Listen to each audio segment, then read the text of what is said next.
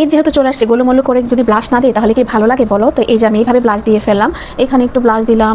তো এইভাবে ব্লাশ দিয়ে আমি কিন্তু এখন এটাকে ব্লেন্ডিং করে ফেলবো। দেখো আমি কত সুন্দরভাবে ব্লেন্ডিং করলাম। হ্যাঁ, এটা কিন্তু আমার নিজের হাতে মেক করা ব্লাশটা আমি করেছিলাম, তোমাদের সামনে করেছিলাম। দুঃখের বিষয় যে অনেকে এটাকে মনে করে আসলে কি আমরা ফেসবুকে যারা করি তারা মনে করি কি এটা আসলে ভুয়া আমরা শুধু অনলাইনে এগুলো দেখাই, কিন্তু বাস্তবে দেখো আমার যে নিজের হাতে মেক করা ব্লাশটা আমার কাছে মনে হয় না যে এখন অন্য কোনো ব্লাশ দিয়ে, আমার কাছে এই ব্লাশটাই ভালো লাগে। তো দেখো কত সুন্দর করে আমার ব্লাশটা বসে গেছে। ভাই রে ভাই, ব্লাশটা আমার এত ভালো লাগে। এই দেখো কত সুন্দর করে বসে গেছে। তো দিয়ে ফেললাম আমি ডব্লিউ সিস্টেমের ব্লাশ। এই গড।